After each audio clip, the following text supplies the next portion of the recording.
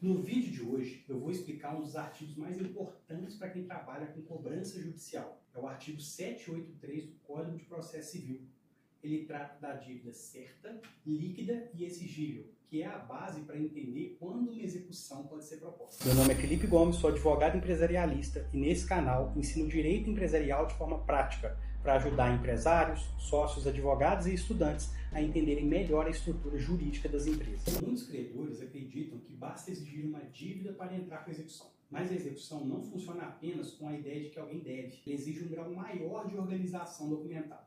O artigo 783 do CPC diz expressamente: a execução para cobrança de crédito fundar-se-á sempre em título de obrigação certa, líquida e exigível. Esse artigo concentra três requisitos fundamentais. A dívida precisa ser certa, líquida e exigível. Sem esses elementos, o credor pode até ter um direito a discutir, mas talvez não tenha ainda base necessária para executar diretamente. A certeza está ligada à existência da obrigação.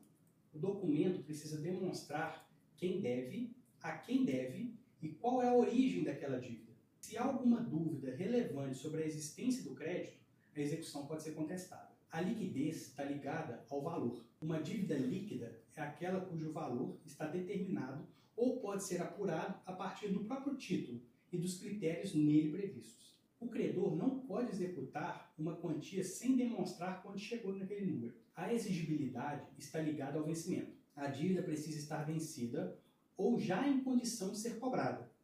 Se o prazo ainda não chegou, se existe uma condição pendente ou se o contrato não permite cobrança naquele momento, falta exigibilidade. Vamos pensar numa situação comum aqui. Uma empresa tem um contrato assinado, um valor definido e uma data de pagamento vencida. Se esse documento também tiver força de título executivo, a cobrança pode seguir pela via da execução. Agora imagine uma outra situação aqui. A empresa prestou o serviço, mas só tem mensagens soltas e uma nota fiscal sem aceite. Talvez exista o crédito, mas pode faltar força executiva. Nesse caso, a estratégia processual pode ser outra, como uma ação monitória ou uma ação de cobrança. Isso vai depender da prova disponível. É por isso que a documentação deve ser pensada antes da inadimplência. Quem só organiza a prova depois do atraso costuma descobrir que tinha uma dívida comercial, mas não tinha um título forte para cobrar de forma mais eficiente. A execução é um procedimento mais direto, porque parte da existência de um título. O processo não começa para discutir amplamente se a dívida existe. Ele começa com uma pretensão de satisfação patrimonial. O objetivo é transformar o título em pagamento, penhora ou algum outro ato executivo. Mas essa força tem uma contrapartida. O título precisa estar bem formado.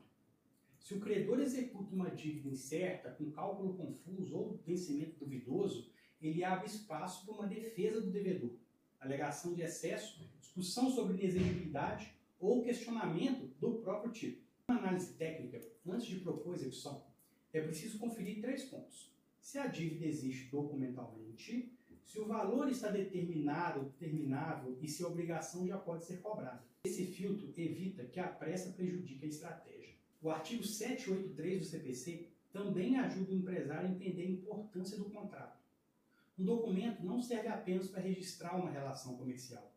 Ele pode definir se, no futuro, o credor terá uma cobrança mais forte ou se precisará passar por uma discussão mais longa. Então, guarda essa ideia. Execução não é sinônimo de qualquer cobrança judicial. Execução exige título e exige obrigação certa, líquida e exigível. É isso que dá força para que qualquer medida executiva venha depois. Se esse conteúdo te ajudou, considere se inscrever no canal, isso ajuda bastante a continuidade dos vídeos e me permite seguir trazendo aulas sobre contratos, inadimplência e recuperação de crédito.